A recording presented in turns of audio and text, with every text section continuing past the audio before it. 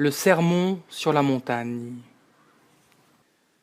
Enseignement sur la montagne. Alors Jésus leva les yeux sur ses disciples et dit : Heureux vous qui êtes pauvres, car le royaume de Dieu est à vous. Heureux vous qui avez faim maintenant, car vous serez rassasiés. Heureux vous qui pleurez maintenant, car vous rirez. Heureux serez-vous lorsque les hommes vous détesteront, lorsqu'ils vous chasseront, vous insulteront et vous rejetteront comme des êtres infâmes à cause du Fils de l'homme. Réjouissez-vous ce jour-là et sautez de joie, parce que votre récompense sera grande dans le ciel. En effet, c'est de la même manière que leurs ancêtres traitaient les prophètes. Mais malheur à vous, riches, car vous avez votre consolation. Malheur à vous qui êtes comblés maintenant, car vous aurez faim. Malheur à vous qui riez maintenant, car vous serez dans le deuil et dans les larmes. Malheur lorsque tous les hommes diront du bien de vous, car c'est de la même manière que leurs ancêtres traitaient les prétendus prophètes.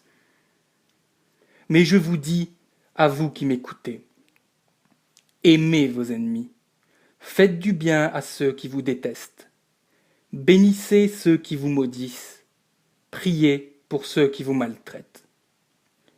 Si quelqu'un te frappe sur une joue, présente-lui aussi l'autre.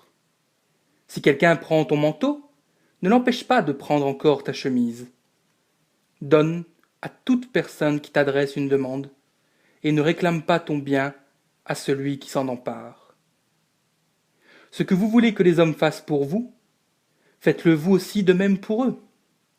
Si vous aimez ceux qui vous aiment, quelle reconnaissance en avez-vous ? Les pécheurs aussi aiment ceux qui les aiment. Si vous faites du bien à ceux qui vous font du bien, quelle estime en avez-vous ? Les pécheurs aussi agissent de même. Et si vous prêtez à ceux dont vous espérez recevoir en retour, quel gré vous en sait-on ?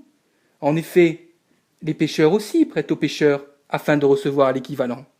Mais aimez vos ennemis, faites du bien et prêtez sans rien espérer en retour. Votre récompense sera grande et vous serez fils du Très-Haut, car il est bon pour les ingrats et pour les méchants.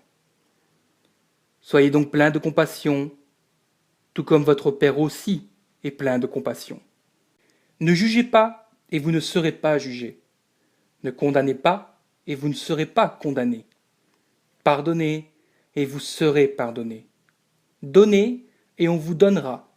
On versera dans le pan de votre vêtement une bonne mesure, tassée, secouée et qui déborde, car on utilisera pour vous la même mesure que celle dont vous vous serez servis. Il leur dit aussi cette parabole. Un aveugle peut-il conduire un aveugle ? Ne tomberont-ils pas tous deux dans un fossé ? Le disciple n'est pas supérieur à son maître, mais tout disciple bien formé sera comme son maître. Pourquoi vois-tu la paille qui est dans l'œil de ton frère, et ne remarques-tu pas la poutre qui est dans ton propre œil ? Ou comment peux-tu dire à ton frère : Frère, laisse-moi enlever la paille qui est dans ton œil, toi qui ne vois pas la poutre qui est dans le tien ? Hypocrite, enlève d'abord la poutre de ton œil, et alors tu verras clair pour retirer la paille qui est dans l'œil de ton frère. Un bon arbre ne porte pas de mauvais fruits, ni un mauvais arbre de bons fruits. En effet, chaque arbre se reconnaît à son fruit. On ne cueille pas des figues sur des ronces, et l'on ne vendange pas des raisins sur des ronces. L'homme bon tire de bonnes choses du bon trésor de son cœur, et celui qui est mauvais tire de mauvaises choses du mauvais trésor de son cœur. En effet, sa bouche exprime ce dont son cœur est plein. Pourquoi m'appelez-vous Seigneur, Seigneur, et ne faites-vous pas ce que je dis ? Je vais vous montrer à qui ressemble tout homme qui vient à moi, entend mes paroles et les met en pratique. Il ressemble à un homme qui, pour construire une maison, a creusé profondément et a posé les fondations sur le rocher. Une inondation est venue, le torrent s'est jeté contre cette maison sans pouvoir l'ébranler, parce qu'elle était fondée sur le rocher.